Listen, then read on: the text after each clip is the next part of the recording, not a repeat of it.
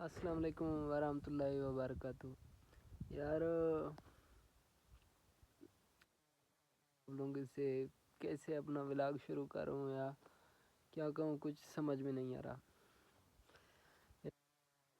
میں نے کبھی فیس بک یا یوٹیوب پہ دیا تو نہیں ہے، لیکن میرا ایک چھوٹا بھائی تھا.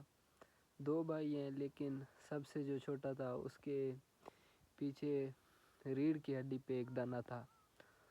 وہ بس بیمار سے بیمار پڑتا گیا. جب تک وہ دانہ صحیح تھا، مطلب کہ صحیح سلامت تھا، میرا بھائی ٹھیک ٹھاک تھا. اور جب سے اس کا دانہ نہ پھٹ گیا ہے، مطلب اس کا دانہ پیچھے سے لیک ہوا ہے تو پانی بہنے لگا، اس کے بعد میرا بھائی کمزور ہوتا گیا. ملتان، توسا شریف ہر جگہ میں ہم نے گھمایا، مطلب کہ علاج کرنے کی کوشش کی، لیکن نہیں ہوا. بس وہ منظور تھا وہیں ہوا. تقریباً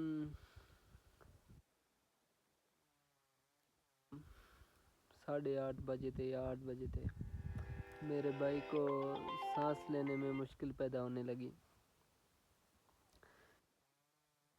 اور جس وقت میں اپنے بھائی کو ایسے حال میں دیکھ نہیں سکتا تھا، اس لیے میں نے سوچا یار کوئی ڈاکٹر لے کے آؤں، اس کا چیک اپ کراؤں. ہم نے کہا شاید ہچکیاں آ رہی ہوں گی یا تو زکام کی وجہ سے یہ سب ہو رہا ہوگا.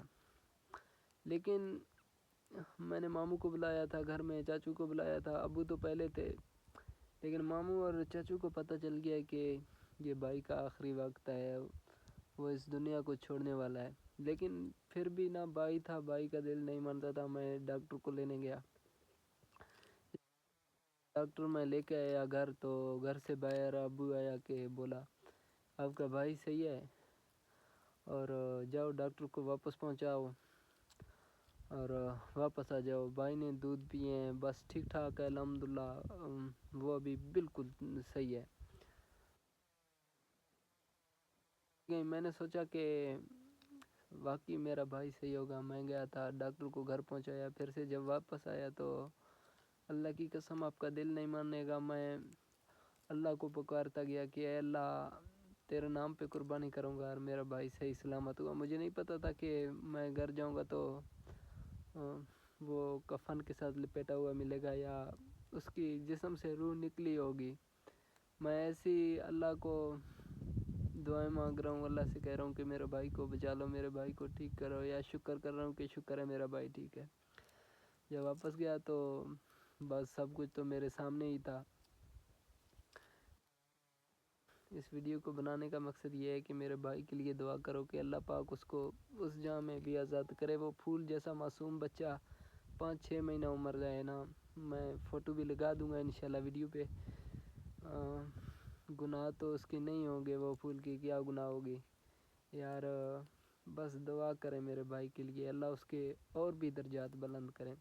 اور دوسری ریکویسٹ آپ لوگوں سے یہ ہے کہ ان کو اللہ پاک صبر و جمیل عطا فرمائے، کیونکہ اب میرا آرا سارا سب کچھ میرے ماں باپ ہیں.